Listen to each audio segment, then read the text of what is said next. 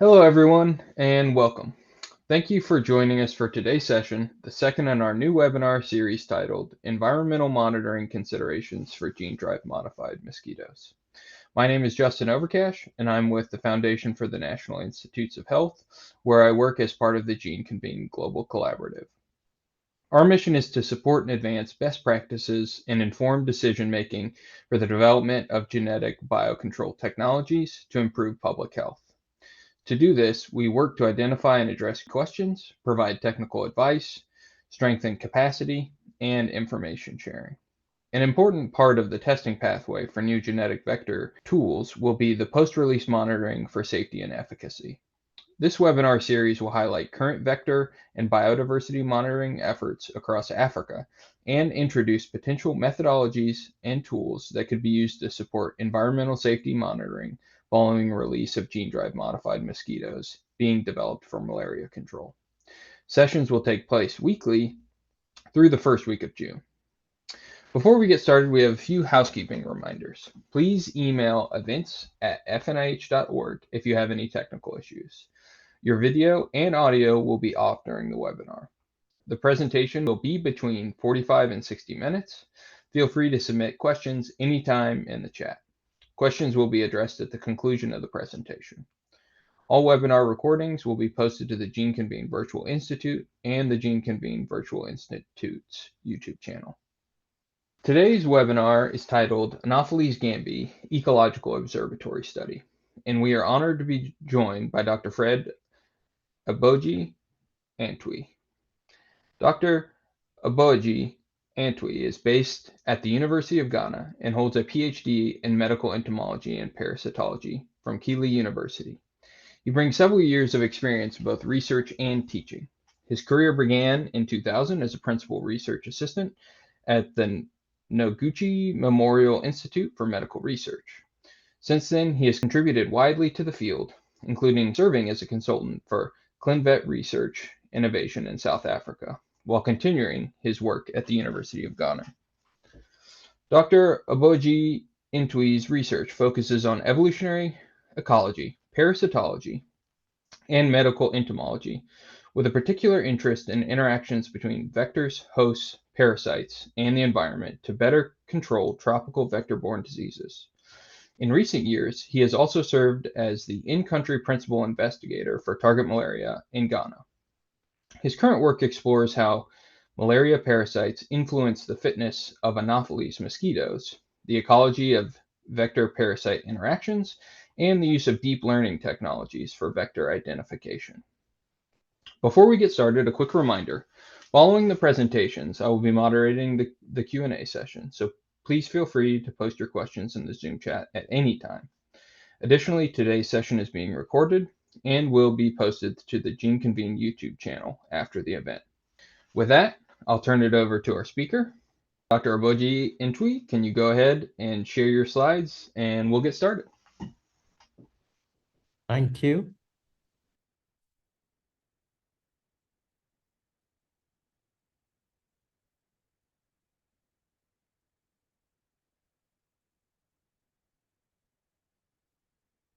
Good afternoon, good morning to everyone.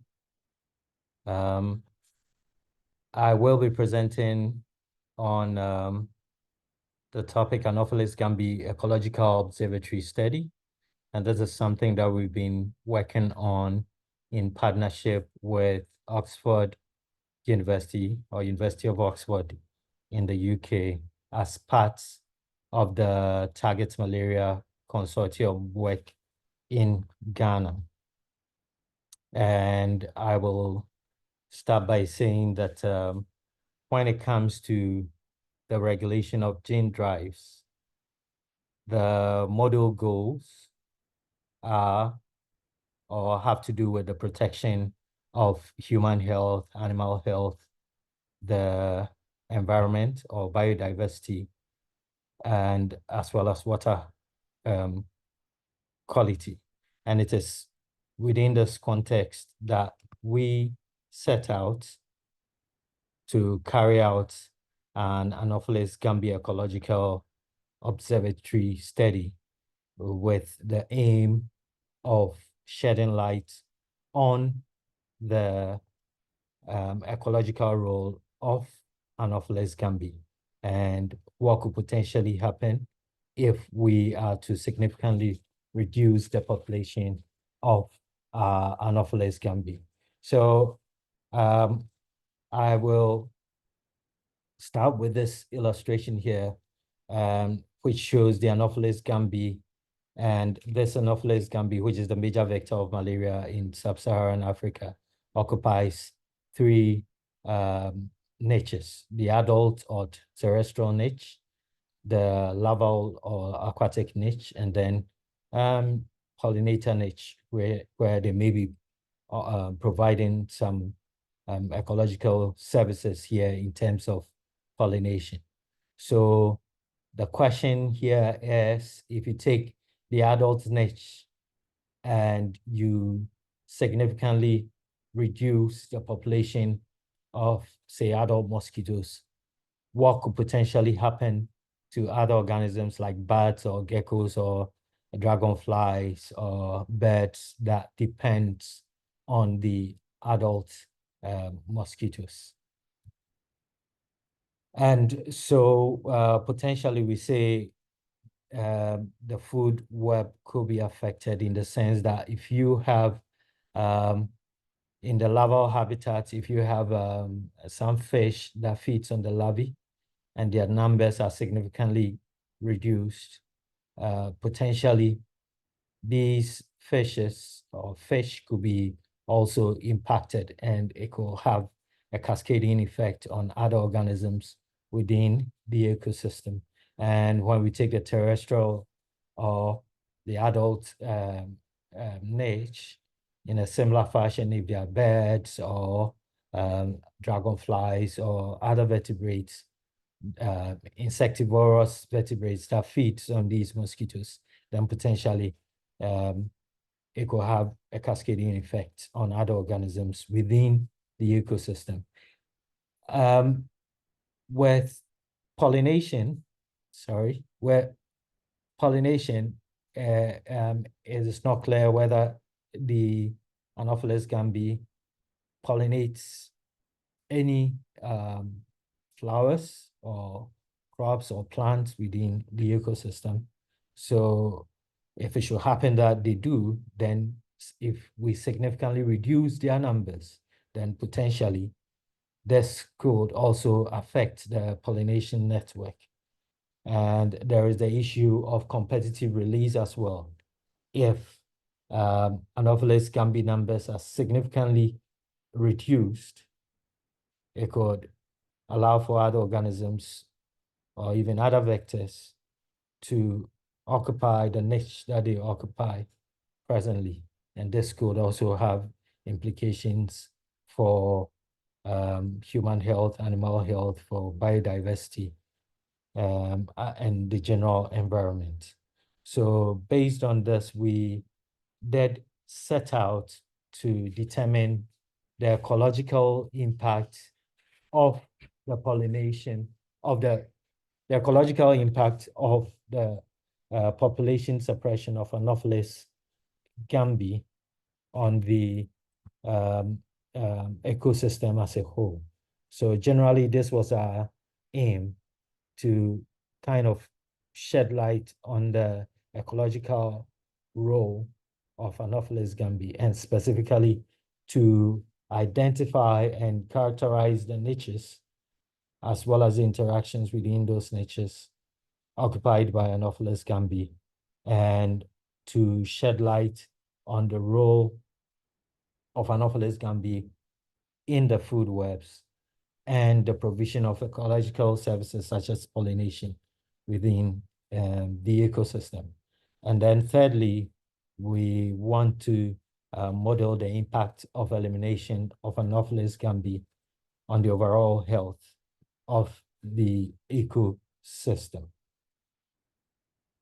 So we did start as far back as 2018, where we did some scoping, and we settled on 2 communities in the Volta region. The Volta region is in the is in the eastern part of Ghana, and it shares boundaries with Togo, our neighboring country. So we use a matrix and considered factors such as entomological, whether the communities have Anopheles gambiae as the major vectors there, and whether the place is endemic for malaria. We also considered sociological factors as to how receptive the community members were to us. And then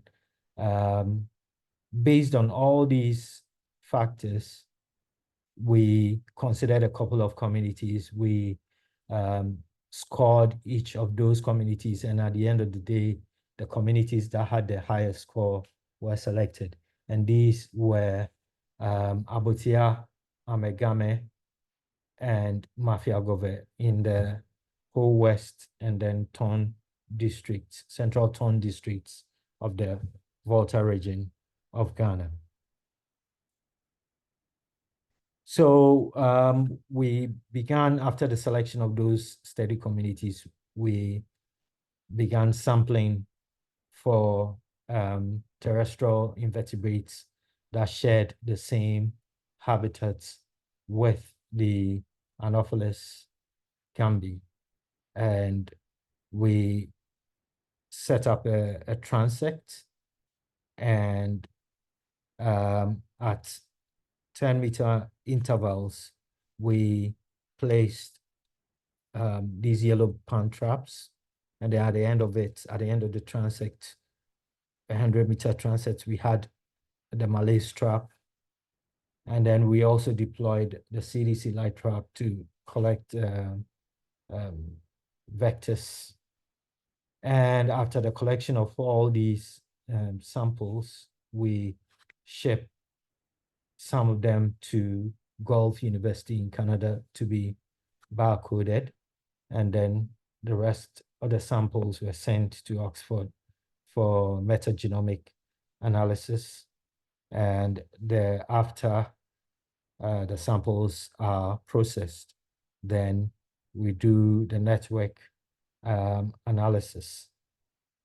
So when it comes to the aquatic habitat or the larval niche, we did sample from all water bodies within those two communities using a ladle, and then we examine the aquatic organisms within the water bodies. We sort them out, we label them, and then we ship them as well to both Guelph and Oxford for further processing and analysis.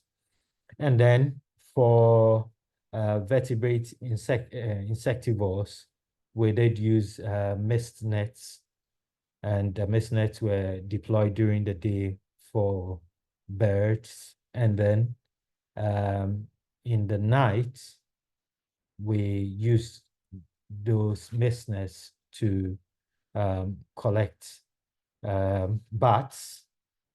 For the birds and the bats, once they are collected, we take pictures, we take measurements, and then we put them in a bag or a sack so that they could defecate. And then we collect the stool samples into vials, and these vials are sent to both Oxford and to Oxford for metagenomic analysis to find out what the vertebrate insectivores are feeding on, and whether they are feeding on any Anopheles gambiae, so that we can use that to build the food network. So this is just for illustration purposes as to the kind of network analysis that we plan doing. So we can look at a single plane here, and we can look at a 2-plane or a 3-plane network to better understand the various trophic networks between the Anopheles gambiae and other organisms within the ecosystem. And then we also examine or look at indices such as closeness centrality and betweenness centrality as well.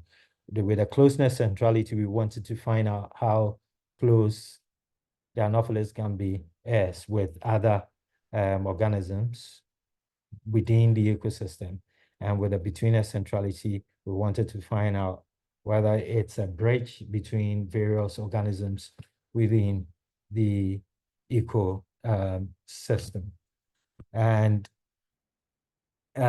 based on these, we did, as I said earlier on, we sent our samples to Oxford and to Guelph for further analysis. And so far, we've sent over 95,000 samples, and of those, for now, we do have some 7,000, a little over 7,000 barcode identification numbers, meaning that these organisms have been analyzed and a library has been created for those organisms.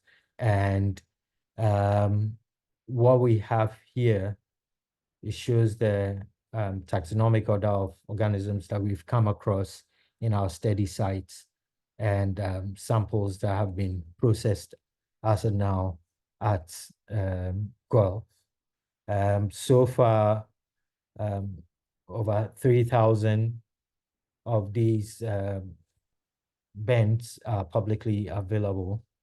And for the samples, there are over 4,000 of these barcode identification numbers or organisms that have been identified are new to science, and underscores the importance of this study to biodiversity, to understanding the biodiversity within the areas where we are carrying out these studies. And over 5,000 of these bins are now in the public domain.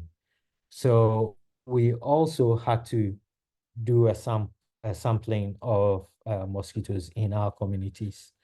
And as you can see here, along the line, there was a break. That's during the COVID. We had to take a short break and then come back and continue with the sampling. And this demonstrates the importance of Anopheles gambiae within those two communities. And clearly, we had higher densities in Abutia megame, although they followed the same pattern, similar patterns in both communities. So after our samples are collected, we send those that we ship to Oxford.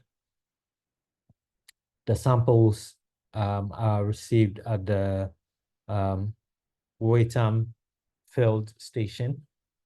And over there, the samples are cross-checked and labeled appropriately. And then they are sent to Nature Metrics, which is a molecular biology company, and they do the metagenomics. So there are two processing pathways that are followed, which is qPCR to determine whether there is the presence of Anopheles gambiae within the digester or the stool sample of any of the samples collected. And then the other one has to do with the barcoding of the organisms that have been fed on by the samples that we have collected. And this is further analyzed through bioinformatics. Now, for the potential mosquito insectivores, we had various insectivores that were collected by the pitfall traps, the yellow pants. And as of now, A total of 958 of these samples have been processed. And for these samples, we detected DNA or amplification, worked for 322 samples, which represents some 34% of our samples. And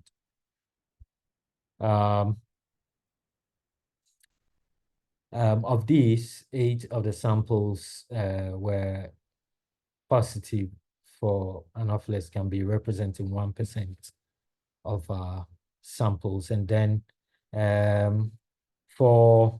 we can look at the other organisms such as the bats, the birds, the dragonflies, the aquatic invertebrates, and the sweepnets.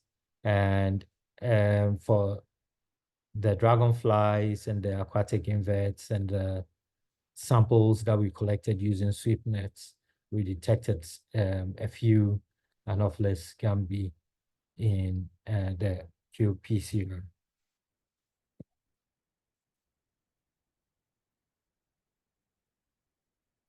So with the barcoding results for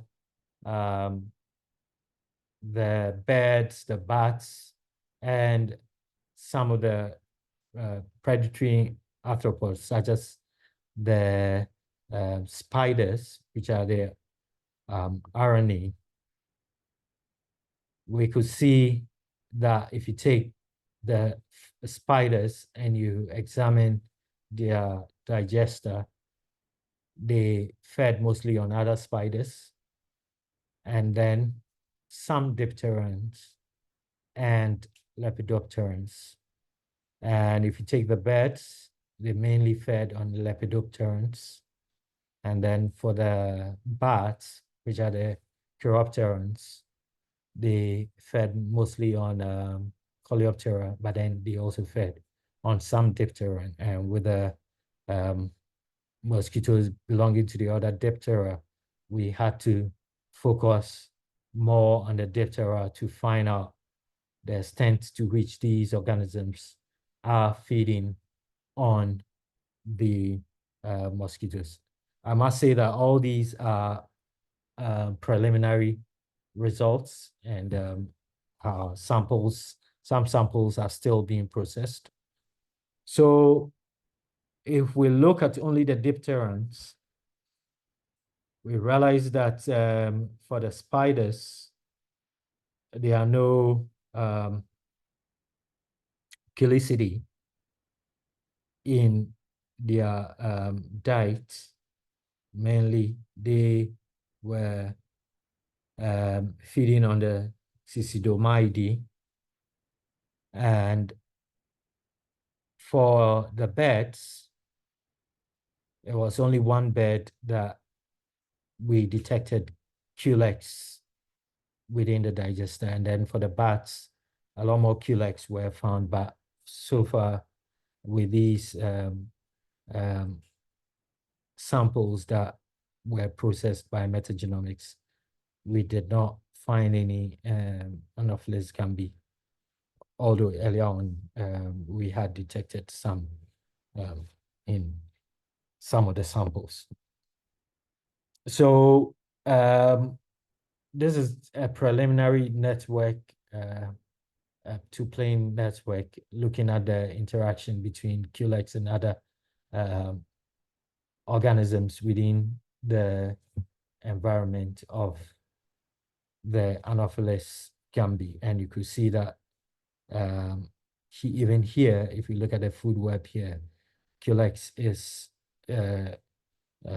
relatively, if you compare it to Anopheles Gambiae, it's relatively more kind of important than the Gambiae. And if we look at the results, the preliminary results obtained for the network analysis for the bird digester, here, one bird feeds on some 859 prey taxa and only one of only one of them fed on a felicine, which is a Culex species here.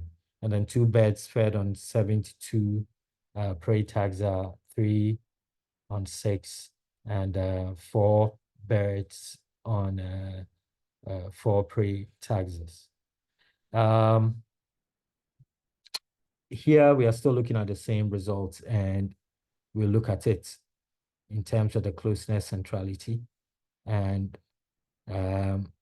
we could see that the dipterans had a relatively smaller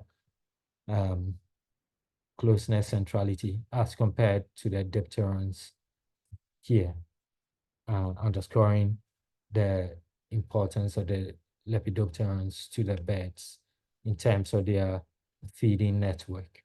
So generally, for the samples that we have processed so far, if we take the aquatic food web, it doesn't seem Anopheles gambiae is playing a significant role. We didn't detect it in any of these potential predators, which are the toxorhynchitis, the copypots or back swimmers, although they were examined as well. And then if we take the terrestrial web, we do not see Anopheles gambiae in the digester of any of the invertebrate predators.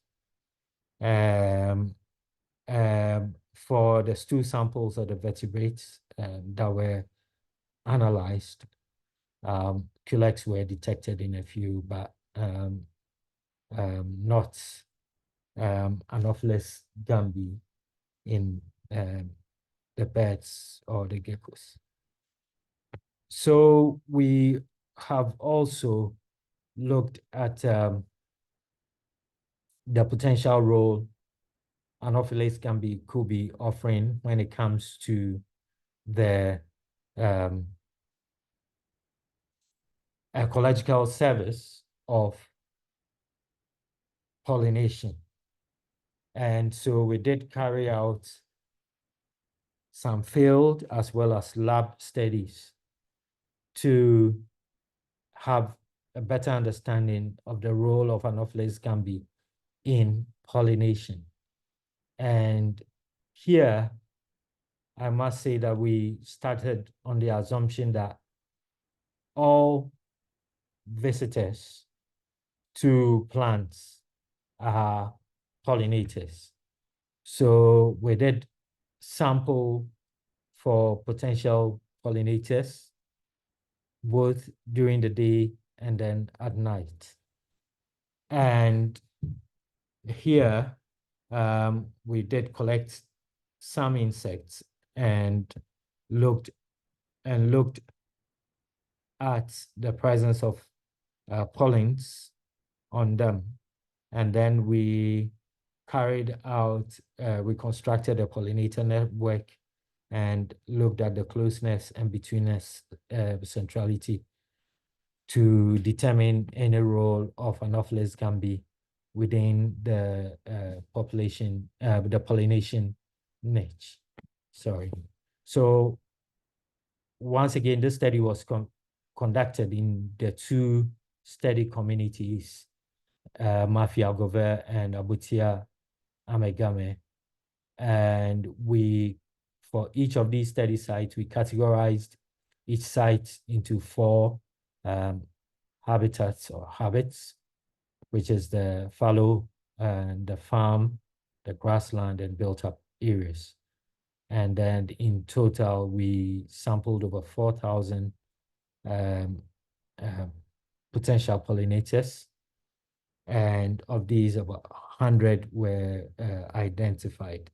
So based on that, we constructed this pollination network. And on top here, we do have the potential pollinators or the insect groups. And the bigger the band, it indicates the abundance of that particular species. And the more branches from that particular band, it indicates the number of plants that depends on that particular pollinator. So if we look at this, the hymenopterans seem to be very important at Mafi Agrove when it comes to pollination. And we can look at the dipterans as well, where mosquitoes belong to. And from here, we can clearly see that the hymenopterans and then the top Scylla species were important, as well as if we isolate the bees alone, we can see their importance when it comes to pollination. Now let's look at the network that we had, the pollinator network that we had for Butia amegame. And here we can clearly see that the bees are the most important pollinators here, and then followed by other hymenopterans. And here, the role of the dipterans are not as large as compared to the bees and then other hymenopterans. And for those that were collected, we didn't come across any pollens on Anopheles gambiae. So based on this, we were still not convinced. We still wanted to find out if Anopheles gambiae were indeed involved in any pollination and we were missing it. So we carried out a lab experiment to find out if they can actually carry pollens and whether Anopheles gambiae visits flowers or inflorescence or not. So here, what we did was that we collected flowers of various plants around the habitat of the Anopheles gambiae, and then we placed them in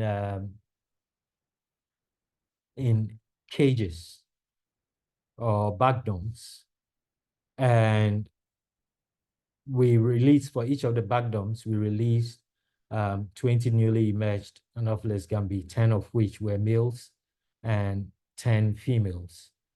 And this was replicated 3 times for each setup. And then they were monitored overnight to see whether they are visiting the flowers or not. And here we provided the mosquitoes with only flowers. And we can clearly see here that they are visiting the flowers. Here we do have various plants such as Tridax here, and then we do have Melanthera species as well as Schrankia species here. And indeed, when you do provide them with the flower only, they don't have any other option than to rest on the flowers or to kind of try to get nourishment from these flowers. And these mosquitoes were only placed in these cages without sugar solution, without any nourishment. So they were kind of forced to feed on these, to visit these flowers. So after the period of observation, the overnight observation, they were collected and then immobilized in a freezer or killed in a freezer. And then we observed them under light microscopy and a light microscope to record the number of pollen on each of those mosquitoes. And on this chart, we show the number of pollen we came across, and Tridax was the one that was most visited and had most of its pollen on these mosquitoes. And then the least was the Cassia leptocarpa. So what we learned here is that when forced or when given no option at all, indeed, the Anopheles gambiae do visit flowers. But then we thought of, okay, what if we have the whole plants? Would they visit the flowers still? So here we put in potted plants in larger cages. And then once again, we introduced 20 newly emerged Anopheles gambiae, 10 males, 10 females, and we replicated this 3 times for each setup. And then we observed overnight, looking at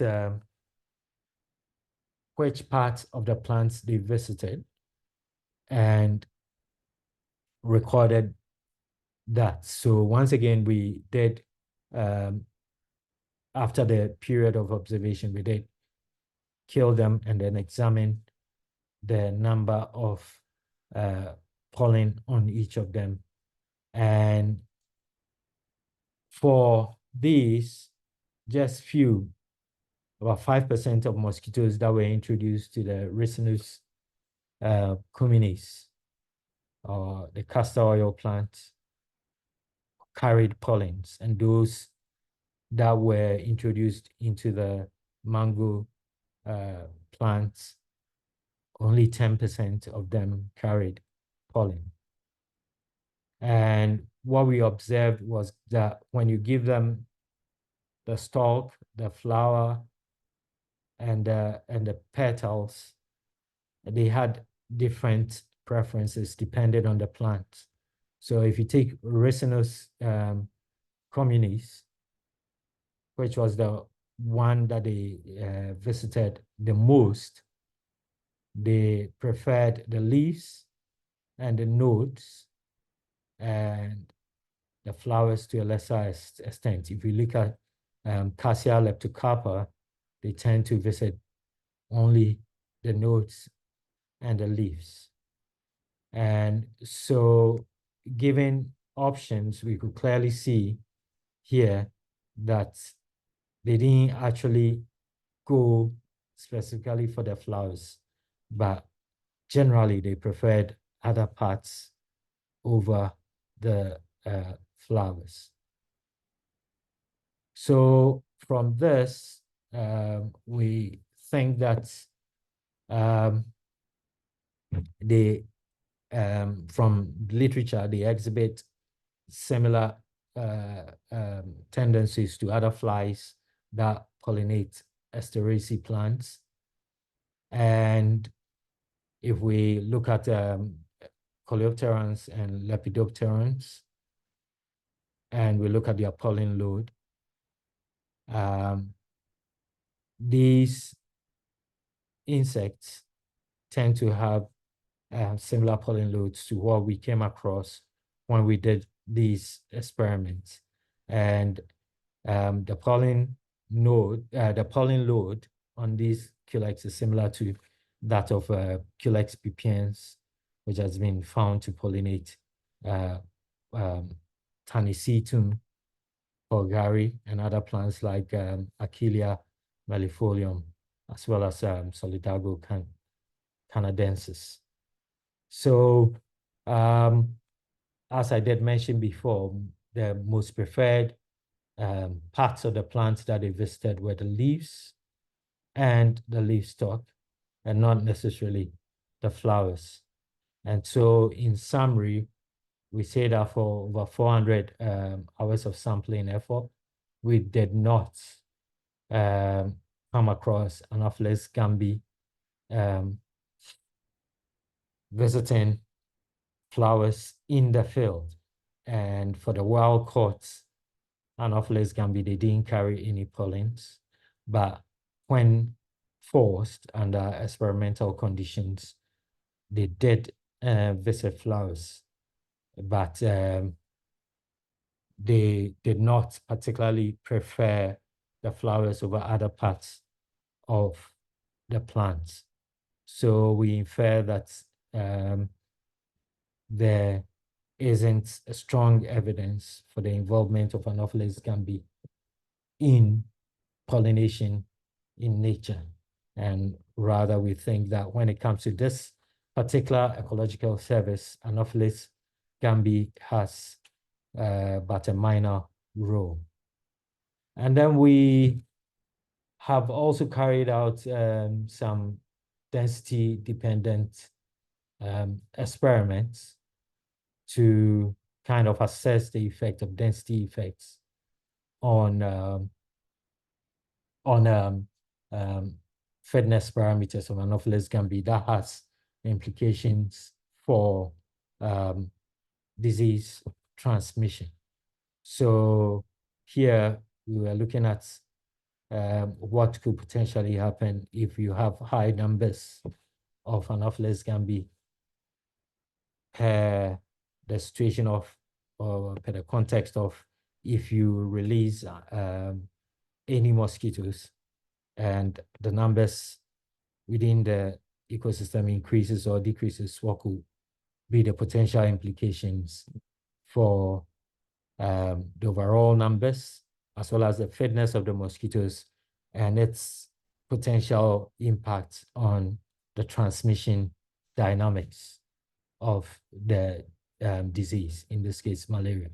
So we raised these Anopheles gambiae in the insectary, and once they lay eggs and that hatch out, we trade them into earthenware bowls that are placed outside, and we monitored various fitness parameters such as the hatching rate of the eggs produced after we've raised these mosquitoes outside.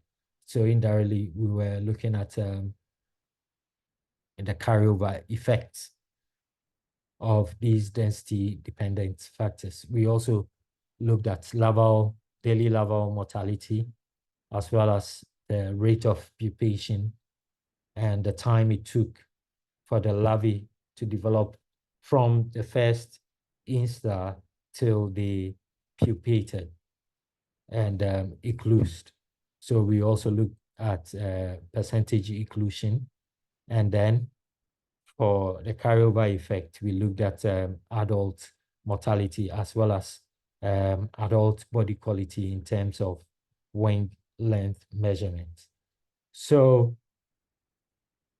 if we look at the density effects on larval development, we had 5 different treatments. Some read at a density of 25 larvae in a liter of water, 50 larvae in a liter of water, 100 larvae in a liter of water, 200 larvae in a liter of water, and then 400 larvae in a liter of water. And if we look at the developmental time, the longest was when they were read in the highest density. And then when they are read in a lower density, it takes a shorter development. They tend to have a shorter developmental time. So there's a clear kind of density dependent effect on larval developmental time. And then we also looked at the effect on adult fertility in terms of number of eggs laid and the mean number hatched. And so if we look at the number of eggs laid, we could clearly see here that the optimum density was 200 larvae per tray. And then there were significant differences between the lower densities and then the high density here. But generally, there was a clear density dependent effect on number of eggs laid per the density treatment. But beyond 200 larvae in a liter of water, there was a sharp decline in the number of eggs laid. And a similar pattern was observed for the hatching, number of eggs hatching, and then also the number of larvae that were produced from the hatching. And then if we look at the body quality in terms of the wing length, optimally, we had those that were reared at a density of 200 larvae per liter of water, having the optimum body quality. And the higher densities resulted in smaller mosquitoes. And all these have implications for disease transmission in the sense that if you have smaller mosquitoes, then they are likely to take smaller blood meals and will be probably less efficient in transmission if you compare it to larger mosquitoes that take larger blood meals. And so generally, we will say that for the higher larval densities, which is the 400 larval density read in a liter of water, they had a negative effect on larval developmental time in the sense that it took a longer period for the larvae to develop. And in that particular treatment, we also observed a higher larval mortality as compared to the other lower densities. And then if we look at the fecundity results, those in higher densities had fewer number of eggs laid and fewer hatching, and also they tend to have smaller body sizes. So in a nutshell, these are the three main experiments we've carried out, or three main studies we've carried out when it comes to that Anopheles Gambiae Ecological Observatory study. And for these preliminary results, it doesn't seem that Anopheles Gambiae plays a major role within the ecosystem, although it may be playing a rather minor or insignificant role within the ecosystem. So with this, I would like to acknowledge our funders, which are the Gates Foundation and the Open Philanthropy. Thank you all so much. And thank you to all the team members, both in University of Ghana and Oxford University. Thank you very much. Well, thank you, Fred, for that fantastic presentation. So I know I certainly have some questions. I know there's already a question in the chat.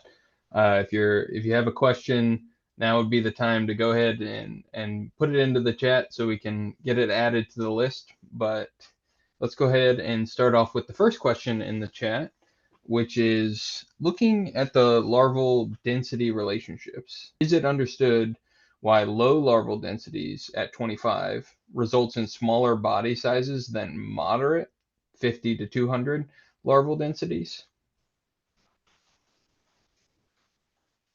Um, yeah, usually you will expect that when you have lower density, um, resources are more available in terms of food, in terms of space. But this study was conducted outdoors, and we did not provide them with um, any particular food source. Like we didn't standardize the food within the various treatments. And so we think that probably generally they were not that, we just think that they were not that competitive when it came to access to food. And probably that could have contributed to they not attaining their optimum size, because in the insectary or in the lab, if you do a similar experiment, what we usually observe is that the lower density ones, because they have access to more resources, they tend to be bigger, much bigger than those read at higher density. But in this case, we did it outdoors and we didn't see a similar result. Yeah, that's very interesting. Well, we have several other questions coming in the chat. Here's one from Laura. Really interesting work. Is the pollination work in particular published, or is it due to be published? It's due to be published. We are working on the manuscripts, so hopefully before the last quarter of the year, we look forward to publishing the All right, results. very cool. Our next question is, if I understood correctly, rearing at low density did not result in stronger mosquitoes. How do you think this relates to population suppression gene drive strategies? So relationship between, I guess the density and how well they attain size and population suppression strategies. Yeah. Well, the issue is that if it's most likely that if we significantly reduce the population and there is no direct impact on the fitness of the mosquitoes in terms of they being bigger or they being more fecund, then that's good news in the sense that when the density decreases, it's not going to um, affect the mosquitoes in such a way that we will have fetal mosquitoes that can transmit the disease. Because there's a trade-off here between being fitter and being more competent at transmission, and not being that fit and being less efficient in disease transmission. Right, so your work kind of suggests that even if you release a population suppression mosquito that won't right? At the dwindling population, you won't necessarily see an increase in fitness. All right, let me see here. I accidentally closed the chat. Our next question is, if population suppression approaches are successful, do we know if that will result in lower larval density in larval habitats or just fewer oviposition sites at the same density? Okay, so what we did not look at is the impact of suppression on oviposition. We didn't look at that, so I cannot comment on that.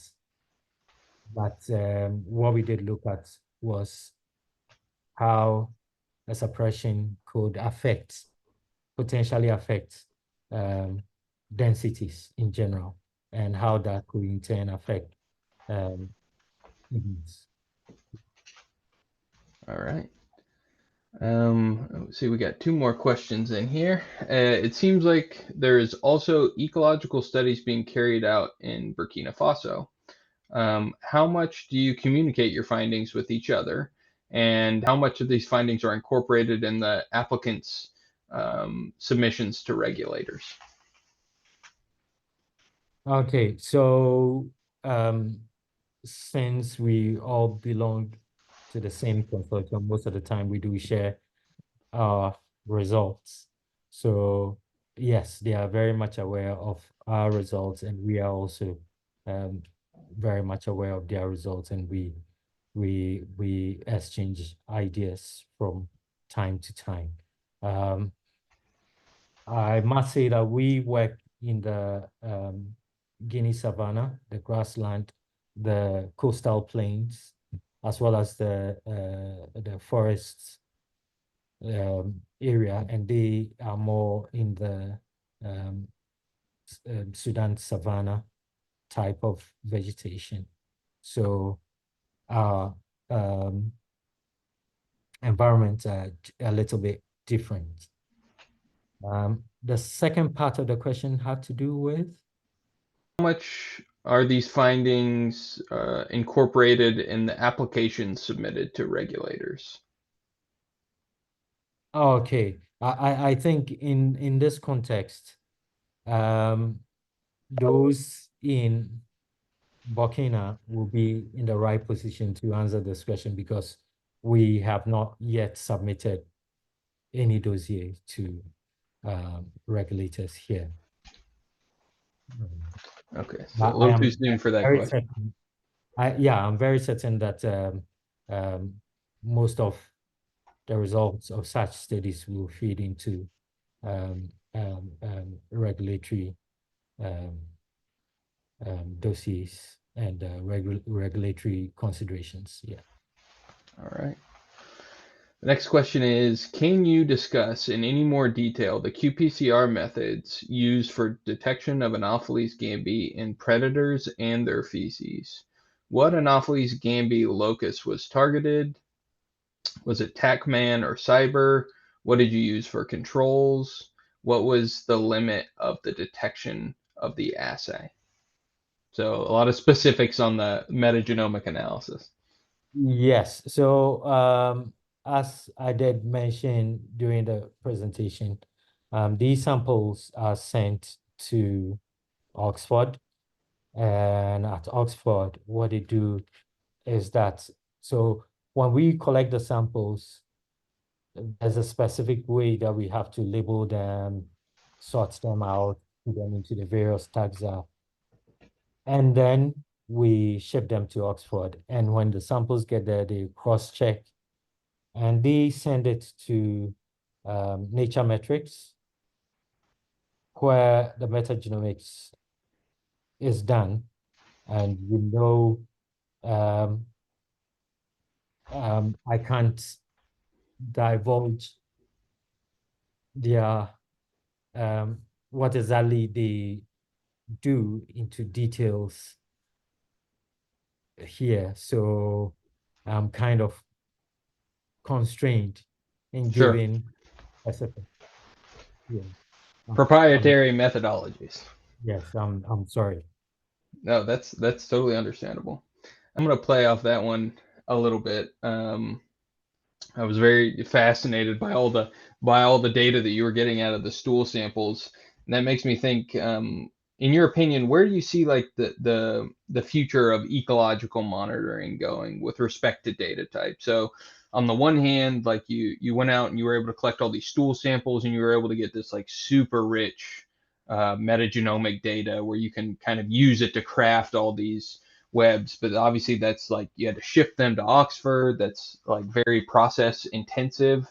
And then on the other hand, right, you can go out and take pictures of the all everything that you catch in the traps, and taking a picture is fast and pretty cheap. So you have kind of biological samples for ecological purposes, and then you have kind of digital data as well. What do you see that dynamic looking like in the future?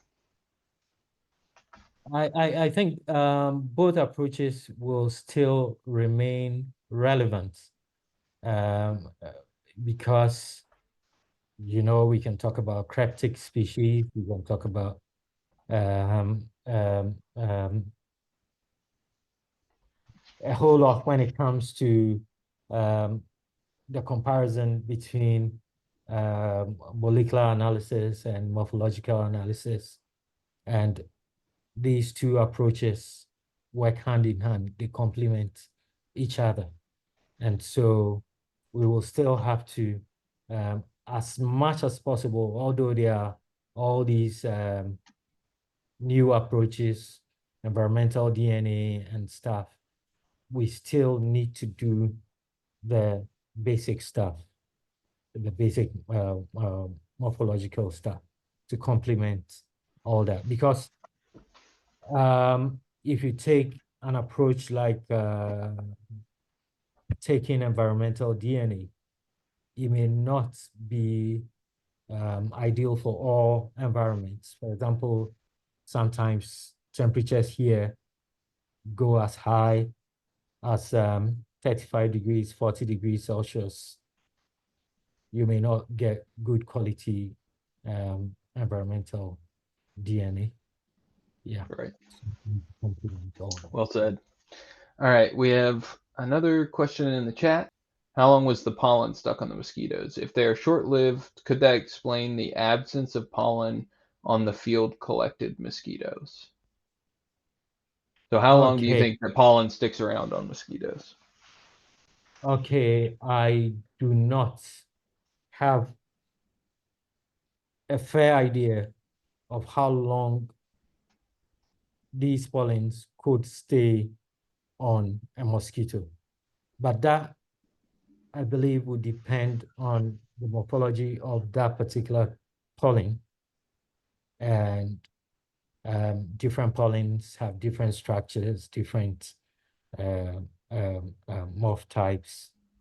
And based on that, they may stick on the mosquito for a longer period or a shorter period.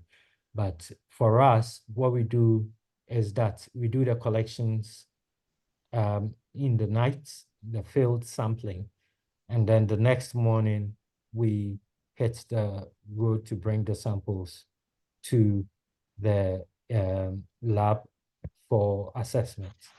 So we don't really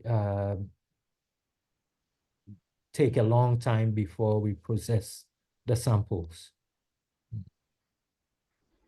Yeah, I thought it was very interesting on your in your pollination section that there seemed like they're going to other parts of the plants versus the flowers.